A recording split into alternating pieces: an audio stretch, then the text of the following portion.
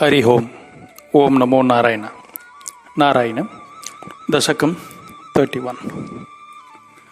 O thou of invisible form, the demon Bali, who was overcome by devotion on seeing thy radiant form, worshipped thee in every way possible, and then with folded hands requested thee in the form of a Brahmin boy to ask for whatever thou wished, be it food or a house or a piece of land or all these put together, and promised that he was willing to give anything.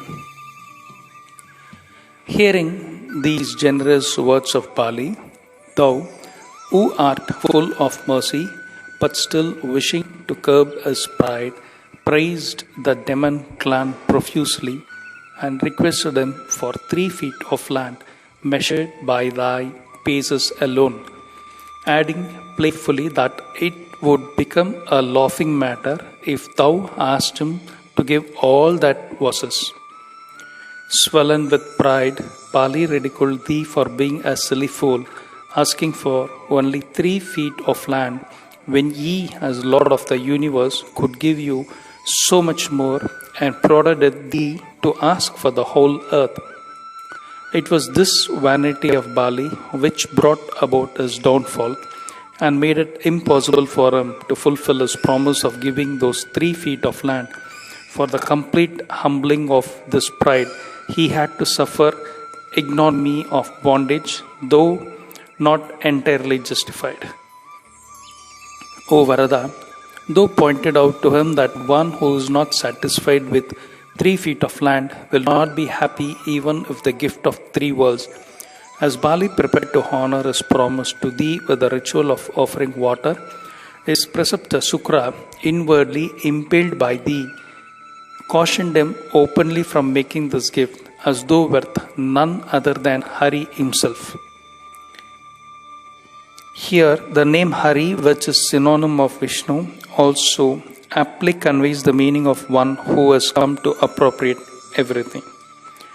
To this word of warning by his preceptor, the demon replied with determination that even if this was the Lord himself who had entreated him thus, he would be fulfilled of all desire, and hence he would keep his word.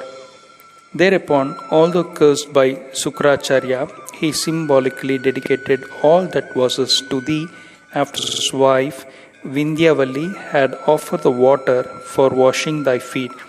That was indeed the wonder of wonders. When the lord of the deity clan thus dedicated all his belongings to thee, without any room for doubt or misgiving, the sages, along with the gods, showered flowers on thee while the entire world was watching. Thy divine dwarf-like form grew to phenomenal dimensions, spanning the entire cosmos and beyond, until thy feet touched Brahma's abode, Satyaloka. Brahma, the lotus-born, washed thy feet with the water from a sacred bowl when they touched his abode of Satyaloka, and this holy water purified all the worlds. On this festive occasion, the inhabitants of the heavens danced with joy. Thy devotee Jambavan went round the world, sounding his drum in jubilation. O Lord, then the demons started a battle against thee, without the consent of their lord Bali, and were defeated by their attendants and the gods who had joined them.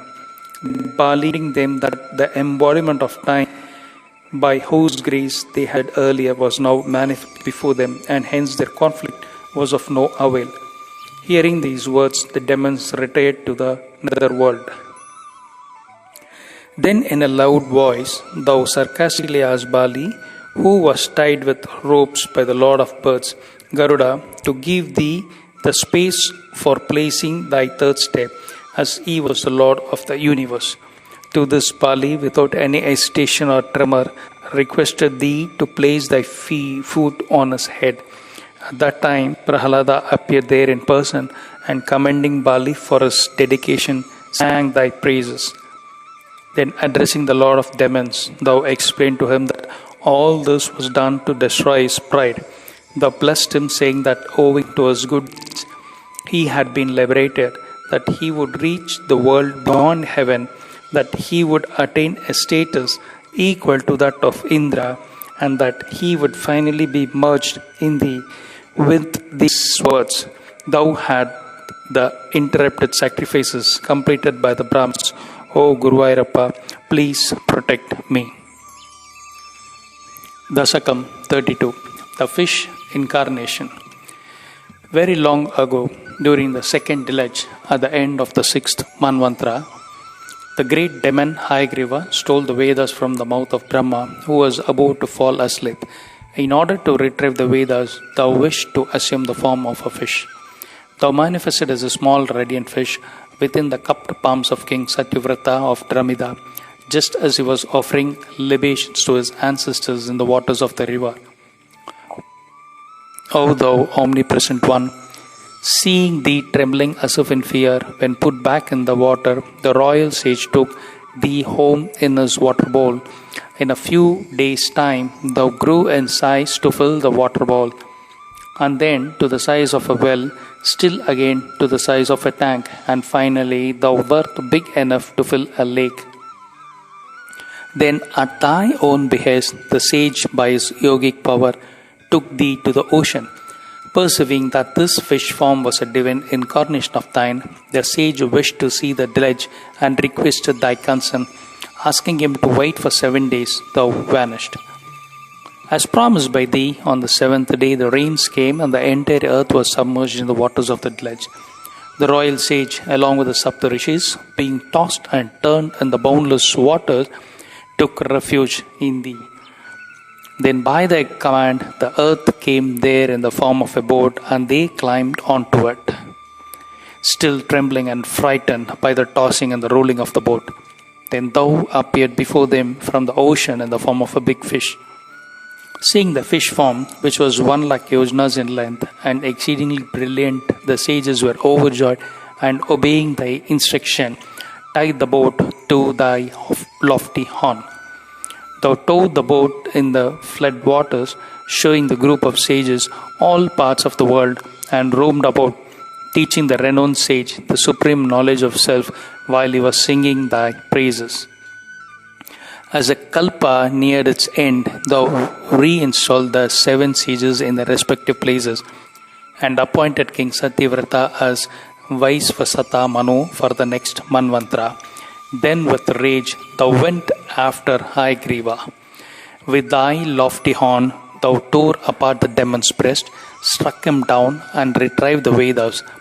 Thou presented them to Brahma, who was filled with joy.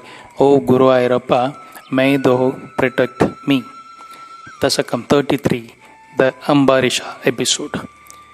Vaivasvata Manu's son, Nabhaga, had a son called Nabhaga, who was a great king. His son, Ambarisha, was ruling over the earth surrounded by 7 oceans. He was a very pious and devout, and always engaged in meditating on thee and thy devotees.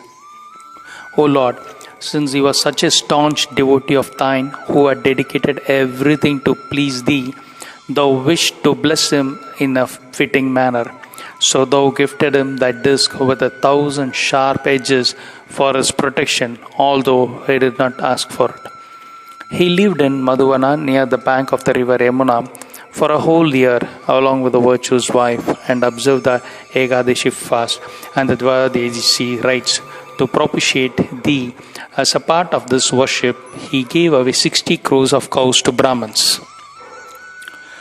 On the day of breaking the fast, at the close of this worship, sage Durvasa came to the palace and was invited by the king to partake of the food at the close of the rites. The sage, who had a natural inclination to put others to hardship, went to the river Yamuna at a leisurely pace to perform his customary ablutions. As the auspicious time for breaking the fast was about to end, the king, though troubled at heart, broke his fast by sipping only water, out of devotion to thee. The sage, coming to know of this by his divine vision, returned and abused the king with harsh words, and then, tearing his matted hair with rage, created a wicked deity called Kritiya to destroy the king. Even when that evil spirit with sword in hand, advanced towards him, scorching everything in its way. The king stood rooted to his post. Seeing the king's agony, the divine disk, Sudarshana, instantly burnt that terrible deity by its own fire like a moth is destroyed and started chasing the sage. The sage fled in terror to all the worlds, but everywhere he saw the disk pursuing him relentlessly. He entreated Brahma to save him, but Brahma drove him away with the plea that the wheel of time could not be superseded. He approached Lord Shiva, but he too pleaded helplessness and saluted thee. O Lord, the sage came to thy abode Vaigunda and prostrated before thee. Though claiming to be the servant of the devotees, advised him that knowledge and penance deserved respect only when combined with humility, and therefore he should take refuge in the feet of thy devotee Ambrisha himself. At once the sage fell at the king's feet. The king, stepping back, prayed to thy divine weapon, and the disk, pacified by that, vanished. The sage praised devotion to thee and his compassionate nature, even toward those who had harmed him, and conferred all his blessings on him. The king was waiting for the sage for a whole year without partaking any food, fed him a sumptuous feast, and bade him farewell. The sage left with full satisfaction. The king took food only after that. His devotion to thee increased more than ever before, and in due time he was granted salvation and was fully merged in thee. O Guruvairappa, may thou of such a divine nature save me. The Sakam 34. Incarnation as Sri Rama. The sage Rishya Sringa performed the Putra Kameshti sacrifice in Kosala on behalf of King Dasaratha, who desired to have children, and offered the king that potent payasam or milk preparation arising from the sacrificial fire. The king's 3 wives shared and ate it all between themselves, and all 3 became pregnant at the same time. Thou, who had been entreated by the gods to destroy Ravana, thyself incarnated as Rama, and along with Lakshmana, Bharata, and Satrughna took birth there. O Lord, upholding thy father's word, thou carrying the bow Kodanda went along with Lakshmana to God the noble sacrifice of sage Vishwamitra. The sage taught thee 2 mantras to remove thy fatigue. At the sage's behest, thou tore apart the demoness Tataka with arrows for the protection of the people. Having acquired from the sage the host of divine missiles, thou reached Siddhasrama, the hermitage of the sage. When the sacrifice began, thou drove away Maricha with thy arrows and killed other Rakshasas. On the way to Videha from there, thou liberated Ahalya, who had been cursed to become a stone by her husband sage Gautama, with the dust of thy feet and blessed her. Reaching the palace of Videha and breaking the bow of Lord Shiva there, thou won the hand of Sita, daughter of the earth. Then, along with thy 3 brothers who were married to the 3 sisters of Sita, thou set out to the kingdom accompanied by the 4 new brides. O Lord of lustrous form, on the way home thou encountered Parasurama, the jewel of the Brigu clan, who, blinded by anger, waged a battle with thee. Losing the battle, he surrendered his luster to thee. Thou reached Ayodhya and lived happily with thy dear wife.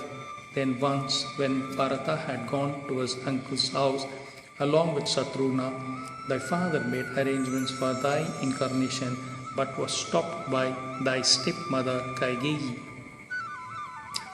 In accordance with thy father's order, thou, taking bow and arrow in hand, and in the company of thy brother and thy wife, set out to the forest, restraining the citizens of Ayodhya from following thee to the forest and sending them back home. Thou came to the house of Guha. Here, donning matted hair and garments made of bark, thou wert ferried across the river Ganges by Guha, and meeting sage Bharadwaja nearby, paid thy respects to him. Following his advice, thou lived very happily on the lofty Chitrakuta mountains. O Lord, from Bharata thou came to know that thy father had passed away, heartbroken by the separation. Full of sorrow, thou offered libations of water to his departed soul, and pacifying Bharata, entrusted thy sandals and thy kingdom to him to rule over till thy return. Then, after paying obeisance to sage Atiri, thou entered the wide, dense forest of Dandaka, killed the ferocious demon Virada there, and granted salvation to sage Sarabangad, witnessing his peaceful and happy end. Thou, who wished to protect the sage, took a pledge to annihilate the entire host of Rakshasas, and then bowing down to sage Agastya, thou received from him the divine bow of Vishnu, the missile of Brahma, and other weapons. On setting out from there, thou wert happy to meet on the way thy father's friend Jatayu, the eagle. From then on, thou lived happily with thy wife at Panjavati on the banks of the river Godavari. O Lord of indestructible might, unable to tolerate the harassment of the lovesick demoness Surpanaka, who besought thee frequently, thou instructed Lakshmana to deal with her suitably, and he, overcome by anger, cut off her nose. Seeing her disfigured face, the demons Kara, Dushna, and Trisiras, filled with rage, came to attack thee, but thou destroyed them along with more than 10,000 demons instantly. Coming to know from his sister Surpanaka all that had transpired, Ravana, full of rage for her sister's condition and filled with lust for Sita, on hearing of her beauty from his sister, wished to abduct her. So he ordered Maricha to assume the form of a golden deer and wander near the hermitage of Rama. The lotus-eyed Sita wished to have the deer, and thou went in pursuit and killed with thy arrows. At that time, Maricha let out a painful cry, imitating thy voice and calling out to Lakshmana and Sita, as if thou wert in danger. Hearing thy pitiful cry and not realizing that this was a deception, Sita forced Lakshmana to go to thy help. Leaving her alone in the hermitage, Ravana, using this opportunity, abducted Sita and took her away. Thou unhappy, thou wert secretly glad to have got a motive of Ravana's destruction. Then, going in search of the slim and delicate Sita, thou met a dying Jatayu, whose wings had been cut off by Ravana. When he tried to save her from the latter's clutches, after informing thee of this, he died, and thou cremated him and performed his funeral rites as he had been thy father's friend. Then thou killed demon Kabanda, who attacked thee on the way. Later, meeting thy devotee Sabari on the banks of the river Pampa, thou granted her salvation. Then coming across thy greatest devotee Hanuman, the son of Vayu, thou wert overjoyed. O Guru Airappa, may thou of such a great exploits protect me. Dasakam 35, Incarnation as Sri Rama. Through Hanuman's effort, thou struck up a friendship with Sugriva and entered into a pact with him to help thee find Sita in return for the killing Vali and reinstalling Sugriva as a king of his land.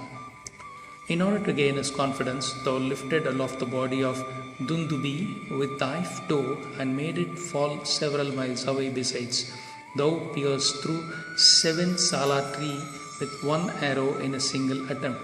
Then thou killed Vali of matchless might by unfair means, standing hidden behind a tree as he wanted to destroy thy friend Sugriva.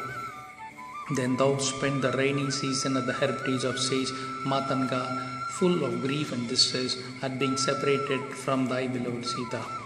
Sugriva, who was spending his time in worldly pleasures, was threatened by Lakshmana with dire consequences for not keeping his word of helping thee to find Sita. Alarmed by Lakshmana's threat, he ordered his army of monkeys to get ready for the search of Sita in all directions. Happy at this development, thou gave thy message and thy ring to Hanuman, and then the monkeys determinedly went looking out for thy beloved in all directions. Coming to know of thy plight, Sampati, whose newly fledged wings helped him fly very high and fast, informed the monkeys of Sita's whereabouts. Before flying away, by that information, Hanuman leaped across the ocean and located Sita in a garden in the city of Lanka. He gave her thy message and ring, and destroying that garden called Ashokavana, engaged in a battle with Akshakumara and killed him. Bearing the insult of being tied up with ropes and taking to the court of Ravana, confronted the evil Rakshasa and then set fire to Lanka. Then returning home speedily, he gave thee the crest well, Chudamani, sent by Sita. Thou marched toward the seashore along with a mighty monkey army, headed by stalwarts like Sugriva, Angada, and others, spread out all over the land. The Rakshasa's king brother Vibhishana sought shelter at thy feet. He apprised thee of secret information about the enemy. When Varuna, the lord of the ocean, spurned thy request for a passage through it, thou threatened him with a missile of fire. Trembling with fear, he acceded to thy request and provided a pathway for thee through the middle of the ocean. A causeway was built across the ocean with the masses of rock and stones brought by the monkeys from all around the place. Going across to Lanka with monkey warriors using nails, teeth, stones, and rocks and uprooted trees as weapon, thou destroyed the Rakshasa army. Thy display of such heroic feats was halted for a short while by Indrajit, son of Ravana, who bound thee and thy brother Lakshmana with a missile of serpents, which rendered thee both unconscious, but wert soon revived by the breeze from the flapping wings of Garuda, the lord of birds. Lakshmana, who was stricken unconscious by a mighty blow from Ravana's powerful lance, regained his breath after inhaling the medicinal herbs on the Sanjeevani mountain, which Hanuman brought in time from a faraway land across the ocean. Indrajit, who was very proud of his prowess in delusionary tactics, was then killed by Lakshmana. The use of delusion by Ravana created confusion in the battlefield, and thou became agitated. But thy mind was put to rest by Vibhishana, who explained the true state of affairs to thee.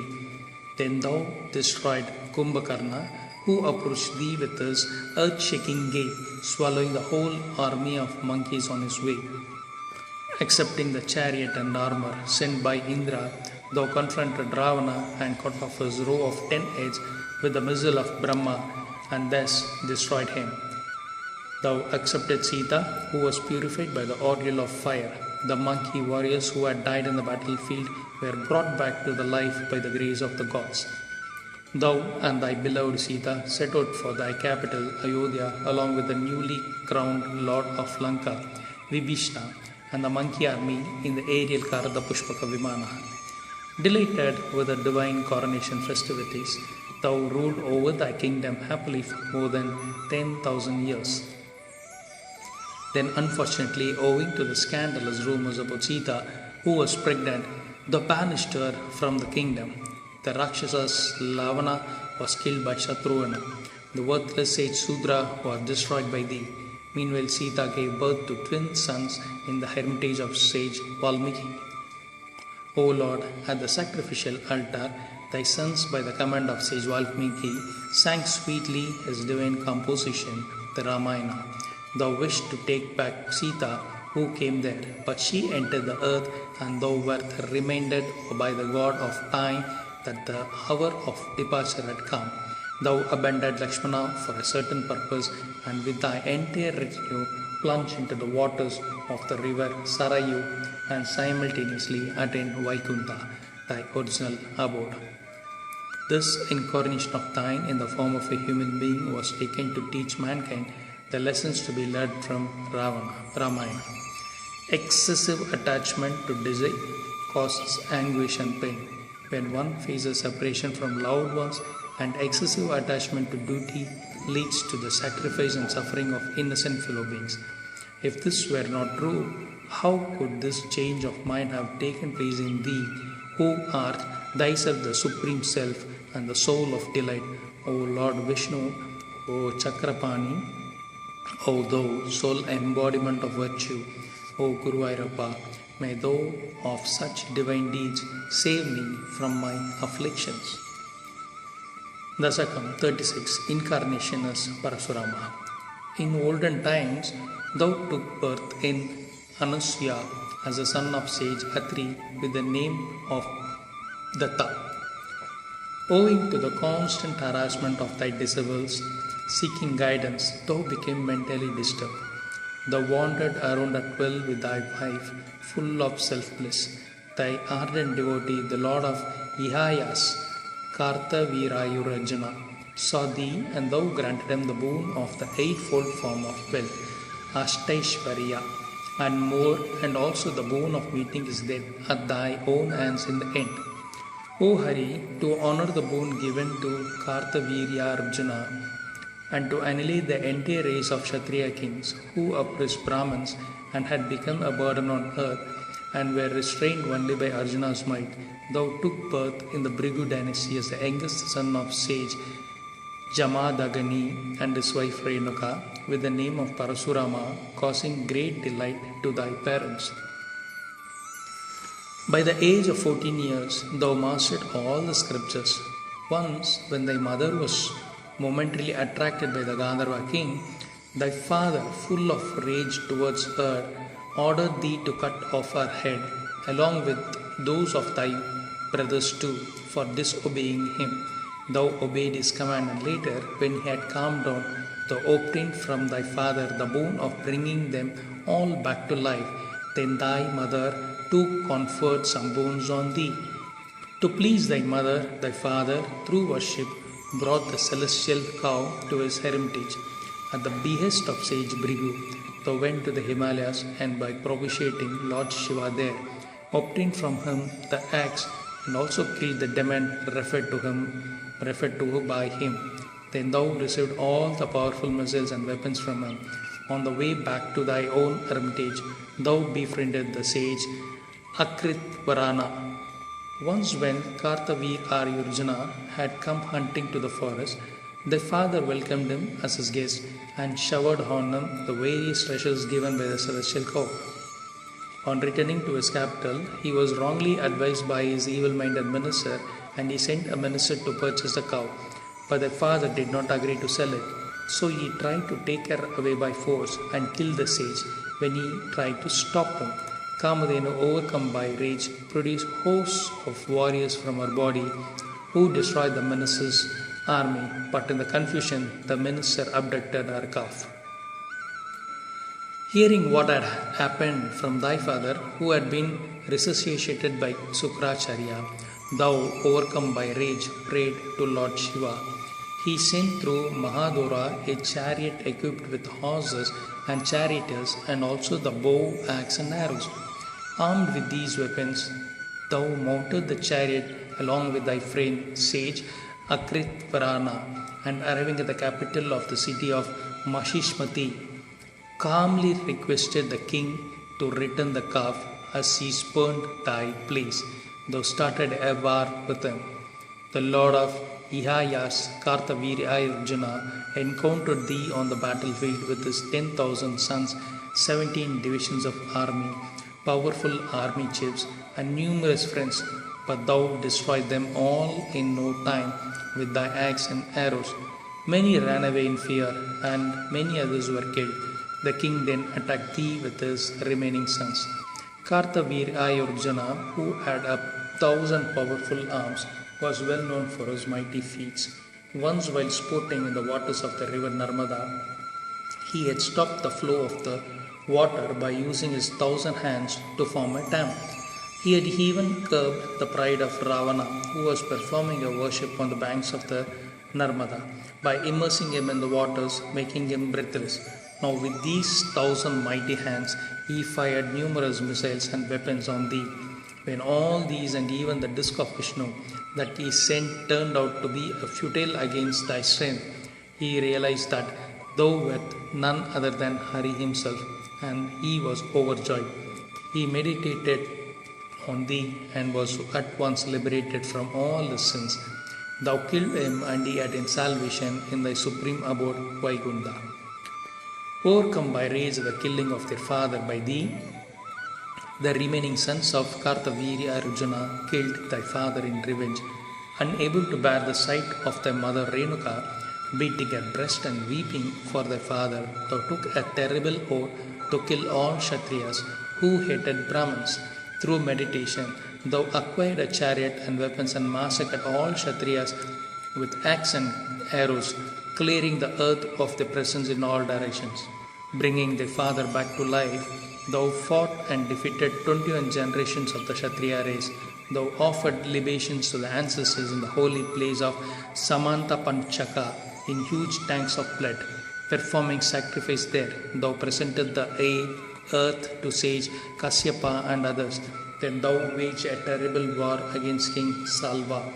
But sage Sanat Kumara restrained thee by saying that Lord Krishna would kill him, and hence thou withdrew from the fight. O Lord of the Bhrigu dynasty, then throwing away all missiles, thou did penance on the Mahendra mountain. The earth was submerged up to Gokarna in the ocean. To the sages entreated thee for help. Through thy power of meditation, thou acquired bow and arrow and aimed the missile of fire at the ocean. The Lord of the ocean, shaken by fear, started to withdraw. Thou threw the sacrificial ladle, the Sruva, into the ocean and brought up the land of Kerala, beyond which the waters of the ocean receded. O Guru Ayyappa, may thou of such wonderful exploits protect me. Dasakam 37. Krishna Incarnation Prelude. O Lord of complete bliss, O Hari, in the war between the gods and the demons which took place earlier, the demons were destroyed by thee. Yet those demons who did not attain salvation, owing to their remaining merits and demerits, were born again on earth as demons, and the earth became terribly afflicted by their burden. So Goddess Earth took refuge at Brahma's feet, where the gods had already assembled. O Hari, Goddess Earth, lamenting pitiably on the growing oppression of the wicked demons on her surface, slowly drowning her in the ocean of sorrow, called the gods as witnesses to her pathetic state. Brahma, perceiving this, looked at the forlorn faces of the gods rounded him and began to pray to thee. God Brahma, agreeing with the goddess Earth about her sorrowful condition, told the gods that the Lord of Lakshmi alone could save them all. So by his advice, all of them, headed by Lord Shiva, approached thy abode in the Milky Ocean to worship thee. On the shores of the Milky Ocean, fanned by the gentle breeze, they engaged in a single-minded meditation of thy feet. Thou revealed thy wish to Brahma from within his heart, and he informed the delighted gathering all about thy personal speech to him. Thou told Brahma that thou wert fully aware of the pathetic condition of the gods and the goddesses, earth brought on by the evil demons to destroy them. Thou would be born with thy full divine spirit in the Yadava race. The gods and the goddesses would also likewise be born with a divine partial spirit in the clan of Vrishinis to serve thee on earth. This speech of thine was conveyed to the gods by Brahma. O Lord, thy speech was like nectar to their ears, and they left with a peaceful mind, contented by thy flow of kindness. The famous city of Mathura, purified by thy divine presence, was ruled by the king Surisena. His son Vasudeva married the blessed daughter of Devaki. After the marriage ceremonies were over, Devaki's brother Kamsa, wishing to honor the bridal couple, took the reins of the chariot in his hands, driving it himself. On the way, by thy impulsion, he was addressed by a disembodied voice from the sky, portending that the eighth son of this girl would kill him for his wicked deeds. Overcome by fear, he lifted his sword to kill Devaki, who was sitting next to him at once. The evil-minded Kamsa caught hold of Devaki by her tresses and would not let her go, even after Vasudeva pleaded with him for a long time. Finally, he released her only after Vasudeva promised to give the children who would be born to him.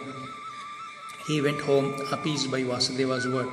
As promised by Vasudeva, Their first brother was duly given to him, but Kamsa did not kill the child out of love. O Lord, it is really strange that even the cruel hearted are sometimes overcome with mercy. Then sage Narada, in keeping with thy wishes, went to the Lord of Bojas, Kamsa, and apprised him of the fact that he belonged to the demon race and the Yadavas were gods. That owing to the pleas of the gods, Lord Hari, with delusive motive, was going to take birth to destroy him. Hearing these words, Kamsa killed Vasudeva's children, including the first one, and drove away the Yadavas from their houses. O Lord Madhava, the Lord of serpents, Adishesha, entered the seventh pregnancy of Devaki through thy Maya, put into action by thy will. The fetus was ensconced in the womb of Rohini. O Lord Omnipresent, thou who art the sole embodiment of Satchidananda, entered the womb of Devaki. The gods sang thy praises, O Lord Krishna. May thou of such glory remove my numerous maladies and grant me supreme devotion. Dasakam 38. The Krishna Incarnation. O Lord of absolute bliss, when thy hour of incarnation approached, it was a rainy season with dark clouds covering the sky. The rays of the light emanating from thy divine dark blue form seemed to light up the entire atmosphere. O Lord, healer of the distress of three worlds, the rainwater pouring from the clouds cooled the earth in all directions, and the good and the virtuous souls were happy with the fulfillment of their wishes when thou wert born here on earth at midnight with the moon just rising. Thou wert in the form of an infant in the room where thy birth took place. Thou by thy divine powers radiated the resemblant form of Vishnu, adorned with a dazzling crown, bangles, shoulder ornaments, bracelets, pearl necklaces, and the like, along with the shining conch, disc, lotus, and mace in thy arms, and thy complexion of dark blue, like that of a rain cloud. O Vasudeva, the inauspicious atmosphere of the house brought about by the wicked Kamsa seemed to have been swept away by thy sidelong glances of Goddess Lakshmi resting happily on thy breast, with her eyes half open, and thou shone with that brilliant luster. Thy divine form, which is unattainable even to the minds of the self-controlled great sages, was revealed to Sauri, and he, overwhelmed by the tears of joy, his whole body thrilled by the sight of thee, his voice choking with emotion, praised thee who looked like the nectar of flowers. Vasudeva praised thee for a long time thus, O Lord of Supreme Spirit. Thou art the knife that cuts the root of sorrow, thou art partial to none, thou shines with the glory of thy Maya. May thou remove my sorrows with thy compassionate glances. Thy mother, with the tears of joy wetting a slender creeper-like form, praise thee, thou who art the abode of mercy, revealed to them their previous two births, in which they had sung thy praises. Accepting thy mother's prayer, thou had taken the form of a human child. Then, impelled by thee, Vasudeva got ready to exchange thee with the daughter of Nanda. Thou who art conceivable only in the minds of revered sages, and thou who art pleasing like the young swan seated in a lotus, birth lifted by Vasudeva in his hands. At that time, the Maya Yoga Nidra, who had been born in the covered Nanda's house, put all the city's dwellers to sleep through her yogic powers activated by thee. But what is more amazing is that the firmly locked inanimate doors opened of their own accord. Then the most blessed Vasudeva set out with his path lighted by the shining crest jewels of the serpent Sesha, who with his hooves held above Vasudeva's head shielded him from the rain. O Lord of such great deeds, may thou destroy the severity of my ailments. Dasakam 39, celebrating Krishna's birth. This leading member of the Yadu family, Vasudeva, carrying thee, found the river Kalinidhi in spate with its flood waters rising sky high when he came there. But wonder of wonders, the waters receded and became only ankle deep, as if by Maya, and he was able to cross the river. Arriving at the house of Nanda, where all the covers were fast asleep and where the doors were wide open, Vasudeva, hearing the soft crying of the baby girl, entered the confinement room, picked her up, and left thee in her place on the delivery bed and returned quickly to his city with that baby, Yogamaya. The gods whose sleep had been disturbed by the cries of thy sister ran to the Bhoja king Kamsa to inform him of the birth of the baby. Kamsa arrived there at once, with his hair all in disarray and his mind agitated by the news of the delivery, but was totally confused and astonished at the sight of a girl baby in his sister's hand. Thinking that this must be another trick of that cunning Vishnu who killed the demon Madhu, he snatched the little girl baby, clutched tightly in his sister's arms, like a wild elephant would pluck a tender lotus stalk from the middle of a lotus pond and dash thy sister Maya against a stone slab. Just as a devotee would slip through the chains of death, that Maya, who came as a baby girl, slipped past Kamsa's hand, quickly took a different divine form and flew up to the sky, resplendent with powerful weapons shining in her arms, without again touching the ground. As she flew up, she warned that wicked Kamsa that killing of her was of no use to him, as his destroyer was born elsewhere, and that he should worry about his welfare. Then, praised by the Marut Ganas and other gods, thy sister Maya entered the temples on earth, where she is worshipped as Durga Bhadrakali. The next morning, Kamsa related Yogamaya's warnings to the arrogant demons led by Pralamba, Baka, and Putana. They roamed fearlessly all over the world, killing all infants, prompted by their desire to destroy thee. No measure of cruelty was beyond these wicked demons. O Mukunda, thou lying on the delivery bed, beside Yasoda, the wife of the coward Nanda, in their house began to cry, shaking thy leg slightly. Awakened by their cries, the woman folk announced loudly the birth of a son, and there was rejoicing all around Gokula. Oh, how can I describe that happy, thrilling scene? Then Ashoda, overcome by joy at the sight of thee lying beside her, looking like a freshly blossomed Kayambu flower, suckled thee at her breast, fondling thy soft, charming body, experiencing indescribable bliss. Oh, indeed, she is the most fortunate of all the blessed beings in the world. How wonderful, really! Nandagopa, filled with happiness for thy sake of thy well-being, gave away innumerable gifts to the Brahmins. There was nothing he did not give. So also there was no auspicious ceremony that the cowards left undone. O Guru Ayyappa, O most auspicious one in the three worlds, may thou save me from my ailments here. Dasakam 40, Salvation of Putana. Nanda, the abode of all virtue, went to the capital city to pay his taxes. Thy father met him and warned him about the wicked plot of Kamsa's assistants to kill thee. Congratulating the head of the cowards on the birth of a son to him, thy father told him that he was as happy as he would be if it had been born to him, thus honoring him with the status of being thy father.